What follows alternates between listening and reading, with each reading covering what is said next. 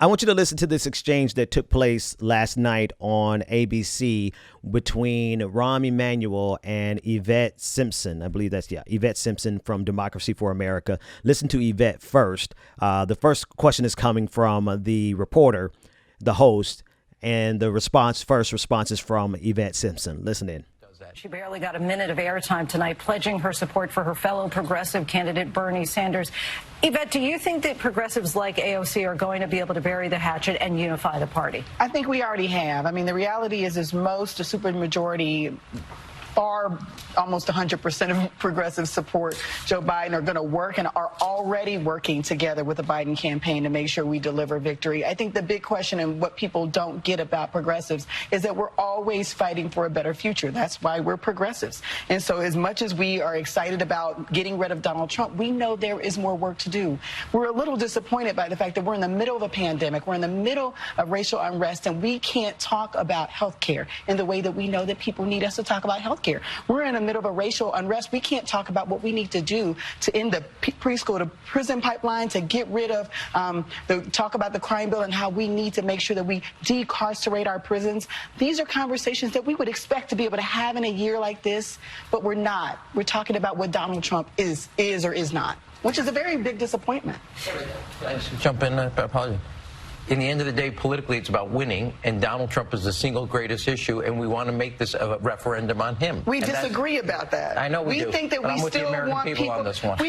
People want to vote for something, Rahm, and you know that. I do. And we already know that Donald Trump is a disaster. We don't need 4 days of that. We need to know what we're going to do to make people whole. Yeah, I'm for 4 days of making sure that Donald Trump, they know he's a disaster, and we have the answer to that problem.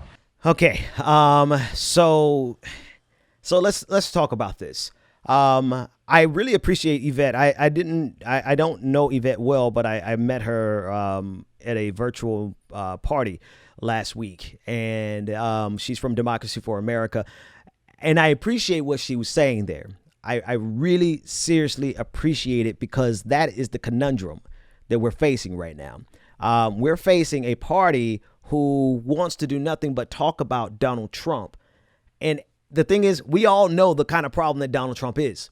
There's no question about it. Everybody within reason, everybody who's operating in good faith, right? That's the starting point. That's the starting condition. Like if you can ignore if you can ignore the threat that Donald Trump poses to civilization itself, then I really don't want to entertain a conversation with you. I don't think you're a bad person. I just think that you're in a space right now that you're not seeing clearly. Because once you've had some, I don't know, maybe you have had some people die from COVID-19, but I think it's reasonable. I think it's beyond reasonable for us to understand that Donald Trump has exacerbated the COVID-19 in a way that makes him a direct threat to our lives. That said, we know this. We know this. The question is what are we going to do about everything else that's wrong in this country? People have to understand there's a lot of trauma that we can absorb as human beings. And the reason I start there is because I don't think not only can we absorb the trauma in a fashion that is, that we're able to overcome the trauma, but we also become desensitized to the trauma. We also become extremely desensitized to the trauma. And I say that in context of them running a campaign solely against Donald Trump. It's because I don't know if you understand, a lot of Americans are already used to the chaos that Donald Trump brought to this country. They've become desensitized to it. And it's a part of their daily programming. Hell, the media got desensitized to it. Everybody kept saying, let's not make this the new normal. Lo and behold, they kept saying it until it became the new normal. So we are, to a certain degree, America is desensitized to the chaos of Donald Trump. Enough, let me say it precisely, enough Americans are desensitized to the trauma of Donald Trump that it is not a guaranteed bet that people are going to come out to vote against him. But what people will do is come out and vote for something that inspires them, that will change their own personal material condition. If you tell people who lost their jobs that I have a specific plan to get you back to work, they will come out and vote for you. But if all you do is say, well, Donald Trump is the reason you lost a job, they already know that. They've absorbed that. That has become a part of their functionality. That's their reality. And it's not necessarily enough to get them up to go out or even to request a mail-in ballot, let alone go out into a pandemic and risk their lives. You cannot win a campaign solely on negativity works. Running negative ads works. This is not to say being kind or anything like that. I always try to make sure that you understand that I'm not saying that we should be pacifist or kind or gentle. I'm saying be more Machiavellian and understand that you got to cut them. You got to cut them. But you also have to help people understand what you're going to do for them. And so I appreciate Yvette, because Rahm Emanuel wants to run this campaign where it's like, just talk about Trump, just talk about Trump and nothing else, because they don't really want to talk about anything else, because they don't want to make you any promises.